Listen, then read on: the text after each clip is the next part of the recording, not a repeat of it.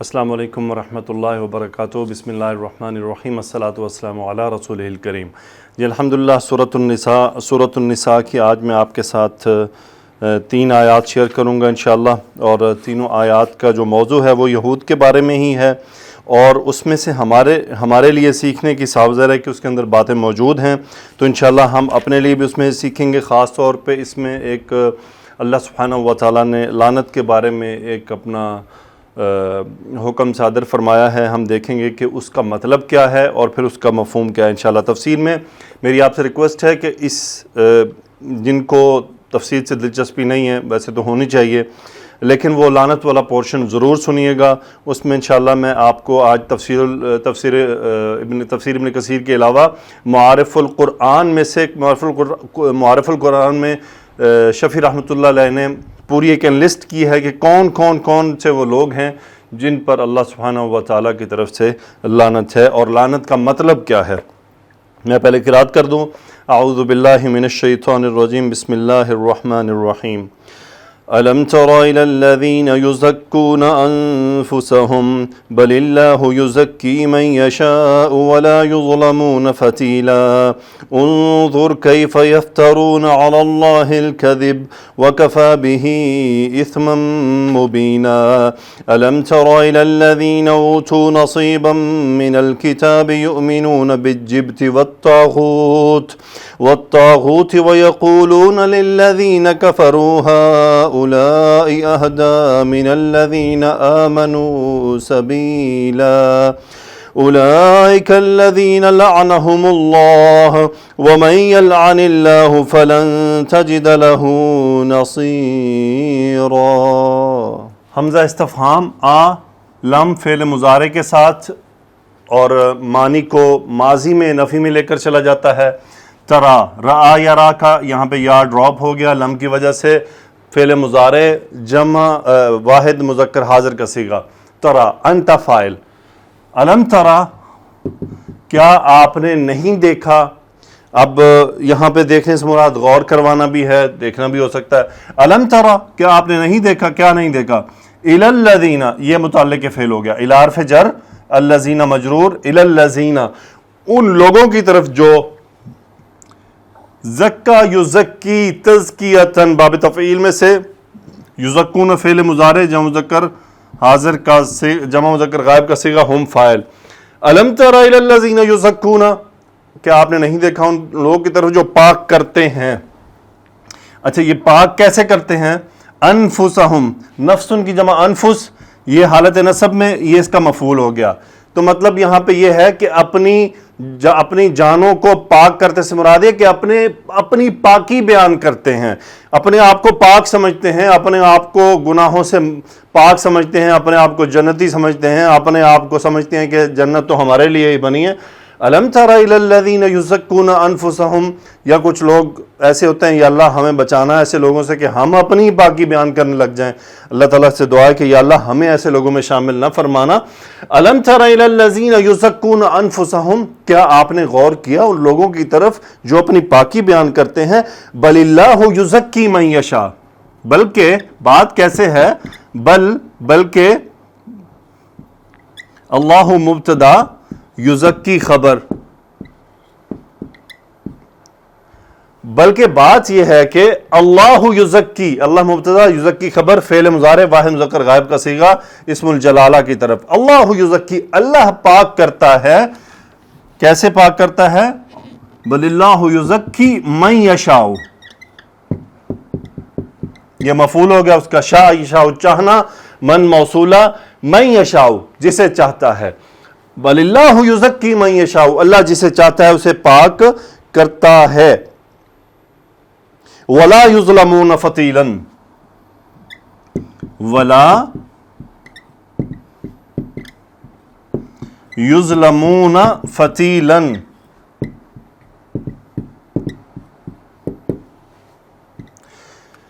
لا نفی کا، یظلمون یہ مجہول کا صیغہ، ہم اس کا نائب الفاعل، یظلمون وہ ظلم کرتے ہیں، یظلمون ان پر ظلم کیا جاتا ہے، ولا یظلمون ان پر ظلم نہیں کیا جائے گا، فتیلاً، فتیل بیسیکلی دھاگا کے معنی سے لکھا گیا ہے، لیکن اس کا جو اصل مطلب ہے وہ آپ نے کھجور اگر کھولیں اور کھجور کو جب آپ کھولتے ہیں اس کا چھلکا اتارتے ہیں تو اس کا جو گٹھلی ہوتی ہے، اس گٹھلی کے بیچ میں جو گیپ ہے وہاں پہ ایک دھاگا بنا ہوتا ہے. وہ جو دھاگا کھلتا ہے اس دھاگے کو کہتے ہیں فتیل. تو سبحان اللہ، اللہ عرب سے مخاطب تھے اور ان کو سازر کہ جیسے ہمارے کسانوں کو آم، کپاس، ان چیزوں کی چھوٹی چھوٹی باتوں کا پتہ ہوتا ہے، تو عرب کو کھجور کا اچھی طرح پتہ تھا. تو فتیلن، اتنا سا بھی ظلم نہیں کیا جائے گا یوم قیامت. ولا یظلمون فتیلن. تو آپ نے یہ یاد رکھنا ہے، کھجور کھول کے آپ نے دیکھنی ہے کہ اس کھجور میں وہ دھاگا آپ کو نظر آیا یا نہیں. کھجور کی اس دھاگے کا بھی ذکر اسے فتیلن کہتے ہیں، اور وہ جو جھلی ہوتی ہے اسے نقیرن کہتے ہیں. انشاءاللہ 2 آیات بار وہ بھی آ جائے گا، نقیرن. اس کے بعد ہے جی اگلی آیت، انظر کیف یفترون علی اللہ الکذب.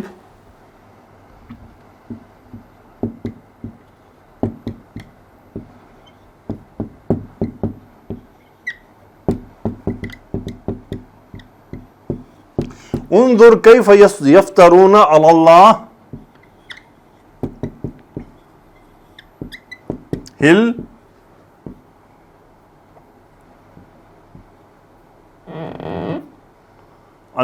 الکذب.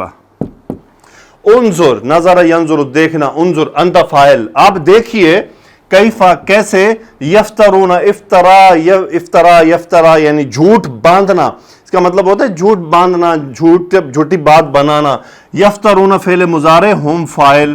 انظر کیف یفترون، آپ دیکھیے کیسے جھوٹ باندھتے ہیں، کس پر؟ اللہ پر، اور یہ مفعول، یعنی یہ جو وہ بناوٹی بات جو کی جا رہی ہے.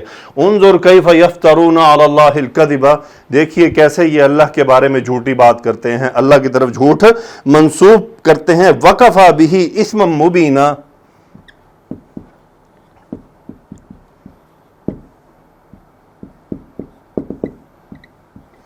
اسما مبینا. وکفا، اب دیکھیں کفا کے اندر بیسیکلی ہوا، کفا فعل ماضی ہے، کفا یکفی کافی ہو جانا، ہوا فاعل موجود ہے اور یہ با زائدہ آ رہا ہے. پہلے بھی آپ نے دیکھا ہے کہ کفا فعل کے ساتھ با زائدہ آتا ہے، تو یہ اس کا فاعل ہے. وکفا، اور وہ کافی ہے، اسمن گناہ، مبینن صریح کھلا گناہ. یہ جو اللہ کے بارے میں جھوٹ باندھتے ہیں، اللہ تعالیٰ سے جھوٹ منسوب کرتے ہیں، وکفا بہ اسمن مبینن، یہ صریح گناہ کافی ہے، یہ صریح گناہ کافی ہے. اسمن گناہ، مبینن کھلا سے مراد صریح، بالکل صاف ستھرا گناہ، یعنی کھلا ہوا گناہ، واضح گناہ.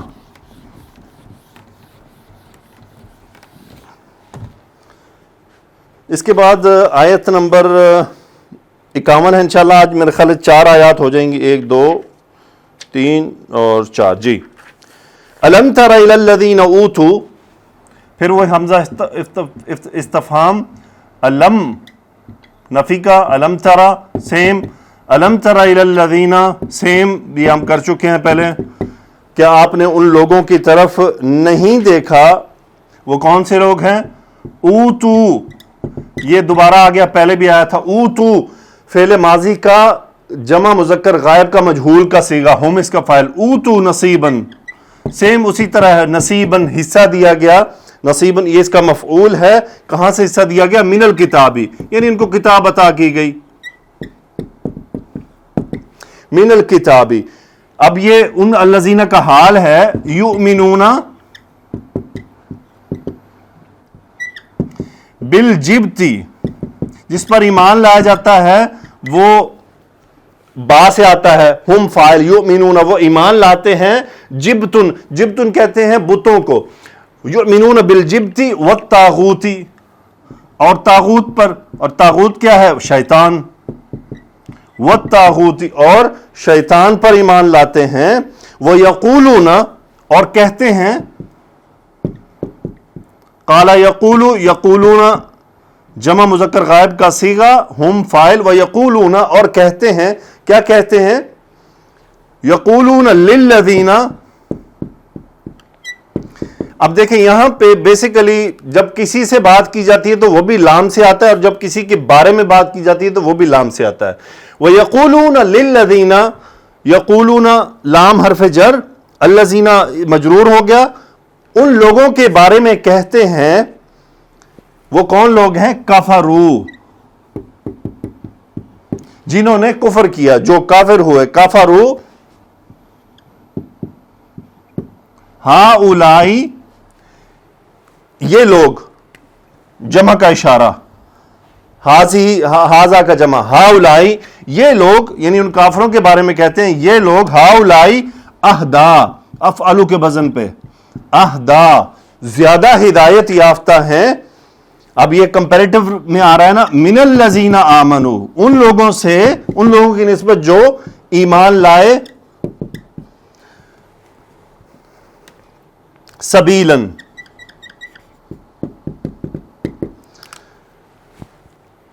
یقولون للذین، ان لوگوں کے بارے میں کہتے ہیں جو کافر ہیں، کفروا.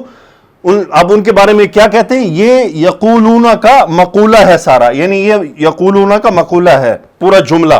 ہؤلائی یہ لوگ، یعنی جو کافر ہیں، اہدا یعنی افعلوا کے وزن پہ، اہدا یہ مؤنث کا ہے، فعلا، اہدا زیادہ ہدایت یافتہ ہے، من الذین ان لوگوں کی نسبت، آمنوا جو ایمان لائے، یعنی مومن لوگ. سبیلاً کس لحاظ سے، یہ اس کی تمییز ہے، یعنی اگر وہ ہدایت پر ہیں تو کس لحاظ سے؟ سبیلاً راستہ، یعنی وہ جو جس راستے پر یہ کافر ہیں یہ مومنوں کی نسبت زیادہ ہدایت یافتہ ہیں. یہ یہود کہتے تھے، یہودی یہ بات کہتے تھے. اب آیت آ رہی ہے لعنت کے بارے میں، بہت امپورٹنٹ آیت ہے، اس میں ہم سب کے لیے ایک سبق موجود ہے.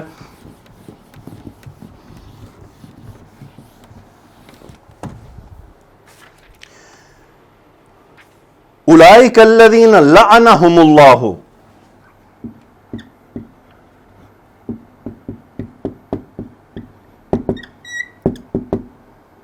اولئک الذین لعنہم اللہ. اولئک یہ جو باتیں کر رہے ہیں، جو جھوٹ باندھ رہے ہیں یہودی، اولئک وہ لوگ، یہ وہ لوگ ہیں، یا یہ وہی لوگ ہیں، دونوں کا وہی لوگ ہیں، یہ وہی لوگ ہیں، وہی لوگ ہیں. لعنہم اللہ، لعن یلعن لعنت کرنا، لعن فعل ماضی واحد مذکر غائب کا صیغہ، اسم الجلالہ فاعل. اولئک الذین لعن ہم مفعول، یہ ریورٹ ہو رہا ہے ان کی طرف حالت نصب. اولئک الذین لعنہم اللہ، یہ وہی لوگ ہیں جن پر اللہ نے لعنت کی ہے. گولڈن جملہ آ رہا ہے، ہم نے اور آپ نے اسے یاد کر لینا ہے تاکہ ہمیں سمجھ ہو.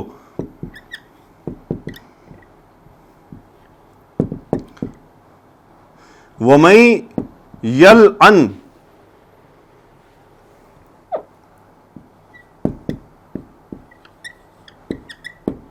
وَمَن يَلْعَنِ اللَّهُ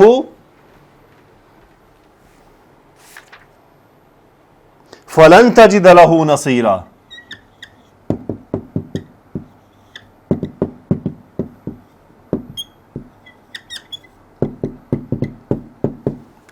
وَمَن يَلْعَنِ اللَّهُ فَلَن تَجِدَ لَهُ نَصِيرًا. من شرطیہ، لعن یلعن لعنت کرنا، یلعن فعل مضارع واحد مذکر غائب کا صیغہ مجزوم ہو گیا. من یل اللہ فاعل اسم الجلالہ. من جس پر، یلعن اللہ اللہ لعنت کر دے، جواب شرط آ گیا. لن ہرگز نہیں، فعل مضارع وجد یجد پانا، ولن تجد فلن تجد له نصیرا، اس میں انت فاعل، فلن تجد یہ لن کی وجہ سے حالت نصب میں ہو گیا.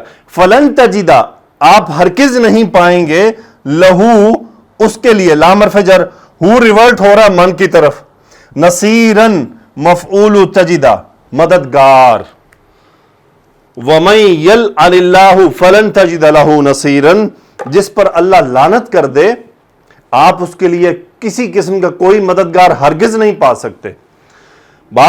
لعنت کا مطلب ہوتا ہے رحمت سے دوری، لعنت کا مطلب ہے رحمت سے دوری، اللہ کی رحمت اس سے دور ہو جاتی ہے۔ کیا فرما رہے ہیں اللہ سبحانہ و تعالیٰ؟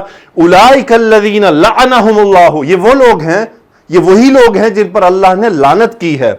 ومن یلعن اللہ، جن پر اللہ لعنت کر دے، فلن تجد لہ نصیرا، وہ آپ ہرگز ان کے لیے کوئی مددگار نہیں پائیں گے، آپ ہرگز ان کے لیے کوئی مددگار نہیں پائیں گے۔ تو یہ یعنی ایسے کام، ایسے اعمال کرنا جن پر اللہ کی طرف سے لعنت لازم ہو جائے، اللہ کی طرف سے لعنت برسے، تو پھر وہ لوگ سمجھ لیں کہ وہ رحمت سے دور ہیں۔ جب وہ رحمت سے دور ہوں گے تو کیسے زندگیوں میں برکت آئے گی؟ میں انشاءاللہ انلسٹ کروں گا معارف القرآن سے، انہوں نے ایک وہاں پر ایک ترتیب بتائی ہے، ایک لسٹ دی ہے کہ وہ کون لوگ ہیں جن پر اللہ نے لعنت کی ہے، اور لعنت کے بارے میں ایک مختصر سے اینڈ پہ ایک انہوں نے تھوڑی سی تفصیل لکھی ہے۔ جی، لعنت کا مطلب ہے کہ اللہ کی رحمت سے دوری۔ مفتی شفیع رحمۃ اللہ علیہ فرماتے ہیں اللہ کی لعنت دنیا اور آخرت میں رسوائی کا سبب ہے۔ لعنت نام ہے اللہ کی رحمت سے دوری کا اور انتہائی رسوائی اور ذلت کا۔ جس پر اللہ کی لعنت ہو وہ اللہ تعالیٰ کا قرب حاصل نہیں کر سکتا۔ ان کے بارے میں اتنی سخت وعید آئی ہے کہ ملعونین اینما ثقفوا اخذوا وقتلوا تقتیلا۔ سورہ احزاب، جن پر اللہ کی لعنت ہے وہ جہاں کہیں بھی ملے ان کی گردن اڑا دی جائے۔ یہ تو ان کی دنیاوی رسوائی اور اخروی رسوائی تو اس سے بھی زیادہ سخت ہوگی۔ اللہ کی لعنت کے مستحق کون لوگ ہیں؟ وَمَن يَلْعَنِ اللَّهُ فَلَن تَجِدَ لَهُ نَصِيرًا، اس آیت سے معلوم ہوتا ہے کہ جس پر اللہ کی لعنت ہو اس کا کوئی مددگار نہیں ہوگا۔ اب غور طلب بات یہ ہے کہ اللہ کی لعنت کے مستحق لوگ کون ہوتے ہیں؟ اس کے بارے میں رسول اللہ صلی اللہ علیہ وسلم کی احادیث موجود ہیں۔ رسول اللہ صلی اللہ علیہ وسلم نے سود دینے والے، سود کھانے والے، اس کے لکھنے والے، اس کی گواہی دینے والے سب پر لعنت کی ہے اور وہ سب گناہ میں برابر کے شریک ہیں۔ دوسری حدیث، رسول اللہ صلی اللہ علیہ وسلم نے فرمایا ملعون من عمل عمل قوم لوط، یعنی جو آدمی لوط علیہ السلام کے قوم کے جیسا عمل کرے گا وہ لعنتی ہے، یعنی مرد سے بدفعلی کرنے والا۔ پھر ارشاد فرمایا کہ اللہ تعالیٰ سارق یعنی چور پر لعنت بھیجتا ہے جو انڈے اور رسی جیسی حقیر چیز کی چوری تک سے گریز نہیں کرتا جس کی پاداش میں اس کا ہاتھ کاٹا جاتا ہے۔ یعنی چوری کتنی سی، ایک انڈا، ایک چھوٹی سی رسی، اتنی بھی چوری کرے گا تو وہ ملعون ہے، وہ ملعون ہے۔ تو بتائیں ہمارے ہاں کیا ہو رہا ہے؟ چھوٹی چھوٹی چوریاں تو بڑی بڑی چوریاں ہو رہی ہیں۔ ایک خاتون کو جو دکھایا گیا سی سی ٹی وی سے جس نے گملہ اٹھایا، اس نے گورنمنٹ کی چیز چوری کی، اس نے ایک گورنمنٹ کی چیز چوری کی۔ ابھی میں نے پچھلے دنوں ایک ویڈیو دیکھی، ایک کار میں 4 بکریاں ڈال دیں، اللہ اکبر۔ ایک انڈے کی چوری کے بارے میں یہ بات ہے، تو بتائیں جب اس طرح کے حالات ہوں گے تو پھر لعنتیں ہی برسیں گی، پھر رحمت کدھر سے آئے گی؟ رحمت کو تو ہم خود دور کر رہے ہیں۔ اب یہ آگے آیت آنے والی ہے، آگے حدیث آنے والی ہے۔ کس گھر میں ایسی خاتون ہوگی کہ وہ اس حدیث پر فٹ نہ ہو؟ مجھے یہ میں نے آپ نے خود دیکھنا ہے۔ جب ہماری بہنیں، ہماری مائیں، ہماری بیٹیاں یہ اعمال کریں گی اور یہ کام کریں گی تو پھر وہ اللہ کی لعنت کے مستحق ہو رہی ہیں۔ ابھی حدیث آئے گی، مجھے امید ہے کہ عورتوں کو یہ بات ذرا بھاری پڑے گی، لیکن ایک بات یاد رکھ لیں، اللہ سبحانہ و تعالیٰ کا حکم کلیئر اینڈ فائنل ہے، رسول اللہ صلی اللہ علیہ وسلم کی حدیث واضح اور فائنل ہے۔ اس کے آگے آپ کو سر تسلیم خم کرنا ہے، چاہے آپ کا دل مانے یا نہ مانے، آپ کا من مانے یا نہ مانے۔ اسی میں ہماری کامیابی ہے، اسی میں ہماری دنیاوی کامیابی اور اخروی کامیابی ہے۔ دیکھیں جو لعنت کا مستحق ہو گیا وہ تو مردود ہو گیا، اس کو تو دنیا میں بھی رسوائی ملے گی، اخروی رسوائی تو الگ ہے۔ تو جب ایک آدمی لعنت کے اندر آ چکا ہے تو پھر کیسے اس کے زندگی کے مسائل حل ہو سکتے ہیں؟ میں آپ کے سامنے احادیث مزید شیئر کرتا ہوں۔ اللہ کی لعنت ہے سود کھانے والے پر، کھلانے والے پر، ان عورتوں پر جو اپنے جسم کو گودنے والی یعنی سوئی کے ناکے سے جسم میں سوراخ کر کے سرما ڈالتی ہیں تاکہ زینت ہو، اور گدوانے والی، ایسے ہی تصویر کھینچنے والوں پر لعنت ہے۔ ایک دوسری حدیث میں آپ صلی اللہ علیہ وسلم نے فرمایا اللہ تعالیٰ لعنت بھیجتے ہیں شراب پر، اس کے پینے والے پر، اس کے پلانے والے پر، اس کے بیچنے والے پر، اس کے خریدنے والے پر، اس کے نچوڑنے والے پر، اس کے اٹھانے والے پر، اس کے منگوانے والے پر، سب سب پر لعنت۔ رواہ ابو داؤد ابن ماجہ بحوالہ مشکات۔ ایک اور حدیث میں رسول اللہ صلی اللہ علیہ وسلم ارشاد فرماتے ہیں 6 آدمی ایسے ہیں جن پر میں نے لعنت بھیجی ہے اور اللہ تعالیٰ نے بھی ان پر لعنت بھیجی ہے، یعنی رسول اللہ صلی اللہ علیہ وسلم بھی لعنت بھیج رہے ہیں اور اللہ کی طرف سے بھی ان پر لعنت ہے۔ ایک، اللہ کی کتاب میں زیادتی کرنے والا۔ دوسرا، وہ شخص جو جبر و قہر سے اقتدار حاصل کر کے اس آدمی کو عزت دے جس کو اللہ نے ذلیل کیا ہو، اور جس کو اللہ نے عزت عطا کی ہو اس کو ذلیل کرے۔ اللہ کی تقدیر کو جھٹلانے والا، اللہ کی حرام کردہ چیزوں کو حلال سمجھنے والا۔ میری اولاد میں وہ آدمی جو محرمات کو حلال کرنے والا ہو اور میری سنت کو چھوڑنے والا، ایسے آدمیوں پر آپ نے لعنت کی ہے۔ رواہ البیہقی۔ ایک اور حدیث میں رسول اللہ صلی اللہ علیہ وسلم نے فرمایا، یعنی جو کوئی نامحرم پر بری نظر ڈالے اور جس کے اوپر نظر ڈالے بشرطے کہ جس پر بری نظر پڑی ہے وہ اس کے ارادہ و اختیار کو اس میں دخل ہو، ان پر اللہ کی طرف سے لعنت ہے۔ ابو ہریرہ رضی اللہ تعالیٰ عنہ فرماتے ہیں، یعنی رسول اللہ صلی اللہ علیہ وسلم نے فرمایا ایسے مرد پر لعنت کی ہے جو عورت کا سا لباس پہنے، ایسی عورت پر لعنت کی جو مرد کا سا لباس پہنے۔ عائشہ رضی اللہ تعالیٰ عنہ فرماتی ہیں، کسی نے عرض کیا ایک عورت مردانہ جوتا پہنتی ہے؟ حضرت عائشہ رضی اللہ تعالیٰ عنہ نے فرمایا اللہ کے رسول صلی اللہ علیہ وسلم نے ایسی عورت پر لعنت کی ہے جو مردوں کے طور طریقے اختیار کرے۔ حضرت ابن عباس رضی اللہ عنہما سے روایت ہے رسول اللہ صلی اللہ علیہ وسلم نے لعنت کی ان مردوں پر جو عورتوں کی طرح شکل و صورت بنا کر ہیجڑے بنے، اور لعنت کی ان عورتوں پر جو شکل و صورت میں مردانہ پن اختیار کریں، اور ارشاد فرمایا ان کو اپنے گھروں سے نکال دو۔ بخاری شریف میں ہے، حضرت عبداللہ ابن مسعود رضی اللہ تعالیٰ عنہ سے روایت ہے، یعنی اللہ تعالیٰ کی لعنت ہو گودنے والیوں پر، گدوانے والیوں پر، جو ابرو یعنی بھووں کے بال چنتی ہیں کہ بھویں باریک ہو جائیں، اور خدا کی لعنت ہو ان عورتوں پر جو حسن کے لیے دانتوں کے درمیان کشادگی کرتی ہیں، جو اللہ کی خلقت کو بدلنے والی ہیں۔ یعنی گودنے والی اور گدوانے والی دونوں، جو بھویں بناتی ہیں اور جو بھویں بنواتی ہیں، دونوں پر اللہ اور اللہ کے رسول صلی اللہ علیہ وسلم کی طرف سے لعنت ہے۔ آپ خود سوچیں، خود اپنا موازنہ کریں، اپنے آپ کو تولیں ان آیات میں رکھ کر، ان احادیث میں رکھ کر، ہم کہاں کھڑے ہیں؟ گھروں کا میرا خیال ہے کہ شاید 90% سے زیادہ یہ بیماری پھیل چکی ہے خواتین میں، یہ بھویں بنوانے والی۔ منع کرو تو ناراض ہو جاتی ہیں۔ دیکھیں، مردوں کا کام ہے کہ اللہ کا حکم اور رسول اللہ صلی اللہ علیہ وسلم کی بات اپنی بیگمات کو، اپنی بچیوں کو، اپنی بہنوں کو، اپنی ماؤں کو بتائیں۔ وہ نہیں مانیں گی تو اللہ ان کا محاسب ہے۔ ہمارا کام بتانا ہے، ہم ایک دوسرے کو بتانے والے ہیں۔ اگر میں آپ ہم سب اپنی بیوی، اپنی بچی، بیٹی، ماں کو اگر یہ بات بتائیں کہ یہ کام نہیں کرنا، تو یہ ہم ان سے محبت کی بنا پر کر رہے ہیں۔ ہمیں ان سے محبت ہے تو ہم انہیں منع کر رہے ہیں کہ یہ کام نہ کرو۔ اور ان کو بھی چاہیے کہ وہ اگر اللہ سے محبت کرتی ہیں، اللہ کے رسول صلی اللہ علیہ وسلم سے محبت کرتی ہیں، تو یہ کام ترک کر دیں۔ اللہ سے دعا ہے کہ اللہ ان کی مدد فرمائے۔ لعنت کے احکام۔ لعنت جس قدر بری چیز ہے، اسی قدر اس کے کرنے پر پابندیاں بھی عائد کی گئی ہیں۔ کسی مسلمان پر لعنت کرنا حرام ہے، اور کافر پر بھی صرف اس صورت میں کی جا سکتی ہے جبکہ اس کا کفر پر مرنا یقینی ہو۔ رسول اللہ صلی اللہ علیہ وسلم کے ارشاد کے اس متعلق ہیں، حضرت ابن مسعود رضی اللہ تعالی عنہ فرماتے ہیں کہ رسول اللہ صلی اللہ علیہ وسلم نے کہ مومن وہ نہیں جو طعنہ باز اور لعنت باز ہو، نہ ہی بدگو ہو۔ ابو درداء رضی اللہ تعالیٰ عنہ بیان فرماتے ہیں کہ میں نے حضور اکرم صلی اللہ علیہ وسلم کو یہ فرماتے سنا، جب بندہ کسی چیز پر لعنت کرتا ہے تو وہ لعنت آسمان کی طرف چڑھتی ہے، جس پر آسمان کے دروازے بند کر دیے جاتے ہیں، پھر وہ زمین کی طرف اترتی ہے تو زمین کے دروازے بند کر دیے جاتے ہیں، یعنی زمین اس لعنت کو قبول نہیں کرتی، پھر دائیں بائیں گھومتی ہے، جب کہیں اس کو راستہ نہ ملتا تو جس پر لعنت کی گئی ہے اس کے پاس پہنچتی ہے، اور اگر وہ واقعی لعنت کا مستحق ہے تو اس پر پڑتی ہے، ورنہ پھر اس کہنے والے پر واپس پلٹ آتی ہے۔ ہمارے ہاں سوشل میڈیا اور اس پہ لعنت، اس پہ لعنت، تم پہ لعنت، فلاں پہ لعنت۔ لعنت تو ایسے ہم نے جیسے یعنی کھانا کھانا ہو گیا، پانی پینا ہو گیا، سانس لینا ہو گیا، لعنت کو تو اس طرح لے لیا ہوا ہے، جبکہ لعنت کے بارے میں بڑے سخت احکام موجود ہیں۔ حضرت ابن عباس رضی اللہ تعالیٰ عنہما سے منقول ہے کہ ہوا نے ایک آدمی کی چادر اڑا لی تو اس نے ہوا پر لعنت کی۔ ہوا نے ایک آدمی کی چادر اڑا لی تو اس نے ہوا پر لعنت کی۔ اس پر رسول اللہ صلی اللہ علیہ وسلم نے فرمایا تو اس پر لعنت نہ کر، کہ اس لیے کہ وہ اللہ کی جانب سے مامور ہے۔ یاد رکھیے، جو آدمی ایسی چیز پر لعنت کرے جس کی وہ مستحق نہیں ہے تو یہ لعنت اس کہنے والے پر لوٹتی ہے۔ کسی معین شخص کے بارے میں جب تک یہ معلوم نہ ہو کہ اس کی موت کفر پر ہوئی ہے، اس پر لعنت جائز نہیں، اگرچہ وہ فاسق ہی کیوں نہ ہو، فاسق سے مراد بڑا گناہگار کیوں نہ ہو۔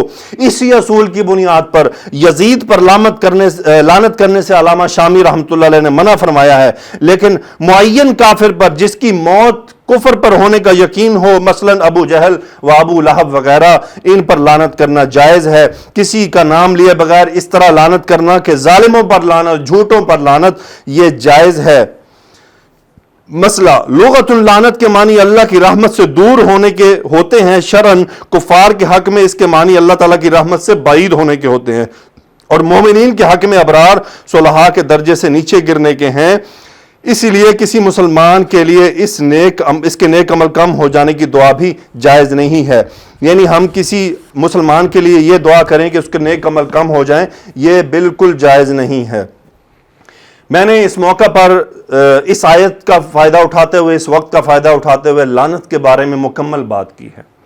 آپ نے اس کو غور سے سننا ہے، سمجھنا ہے، اور اس کو اور دوسروں کو بھی منع کرنا ہے کہ یار یہ لعنتیں نہ دیا کرو۔ یہ لعنت دینا کوئی معمولی بات نہیں ہے، ہمارے تو ہاں معمول بن گیا لعنت دینا۔ اللہ سے دعا ہے کہ اللہ سبحانہ و تعالی ہمیں قرآن کی آیات کو سمجھنے کی توفیق عطا فرمائے، رسول اللہ صلی اللہ علیہ وآلہ وسلم کے فرامین کو سمجھنے کی توفیق عطا فرمائے۔ وآخر الدعوانا الحمدللہ رب العالمین، الصلاۃ والسلام علی رسولہ الکریم، آمین یا رب العالمین۔